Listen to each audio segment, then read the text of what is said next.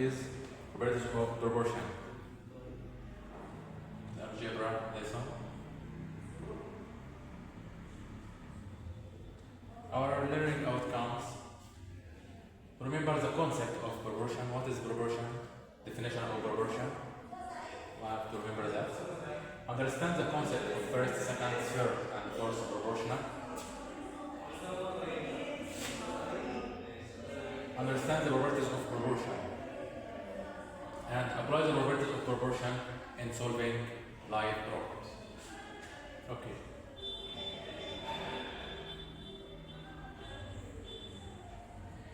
This is a warm-up video.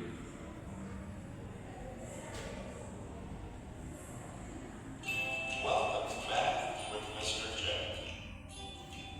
In this video, I'm going to show you how to solve proportion using cross multiplication. We have to know that proportion, is the equality of two or equal ratios. Of two ratios or more, this is the proportion.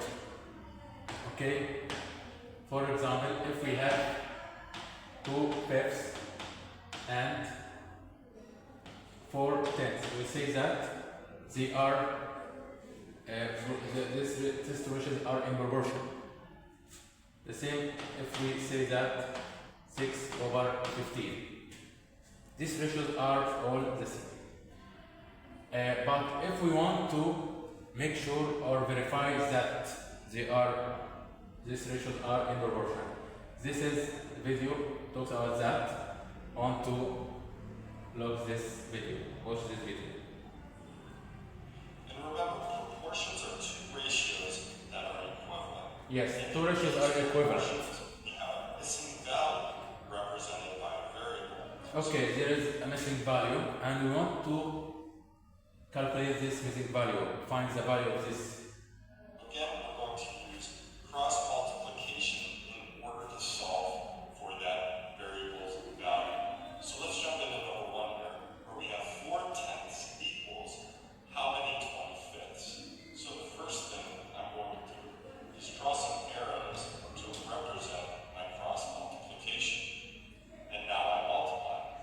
25 times 4 is 100 equals 10 times 10, which is just 10. Yes, okay. We use cross multiplication to verify these numbers are in proportion or not.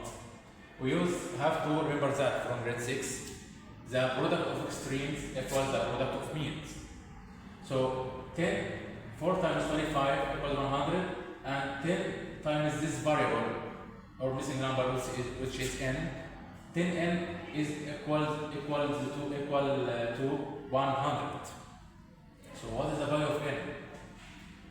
We divide both sides by 10, so n equals 10. But we have to remember that product of extremes equals the product of means. This is a way to verify that the two ratios are proportional or equivalent. Now it's just a matter of solving this one-step equation in order to isolate that n and find its value. So let's divide both sides by 10. Divide both sides by 10. To isolate that n and get our answer. So 10 divided by 10 will give us a 1, which is just the same thing as 1 times n, which is n. And a 100 divided by 10 is 10. Yes, so the value of value is variable n equals 10. Okay, in this example, second example, we have x/8 equals 15/20. Okay, it's better to simplify this ratio first. We can simplify this ratio by dividing both terms by their raised common factor, which is 5 x naught. And 15 divided by 5 equals 3. 20 divided by 5 equals 4. So first thing, put the two ratios in simplest form to make it easier for you to calculate. X/8 equals 3/4. Then you use cross multiplication to find the value of x. So x equals 4x equals 3 times b equals 24. So 4x equals to 24. You can divide both sides by 4 to get the value of x. So x equals 24 divided by 4 equals 6. So firstly, simplify what the ratio is the simplest form. Then you can use cross multiplication, and to remember this fact, product of extremes equals the product of means. Okay.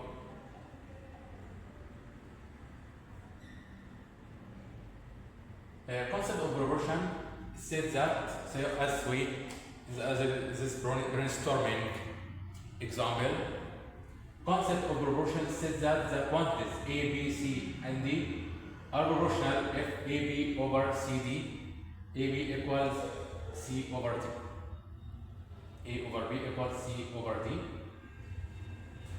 Yes, and A is called the first proportional, B is called the second proportional, C is called the third proportional, and finally D is called the fourth proportional. The two terms A and D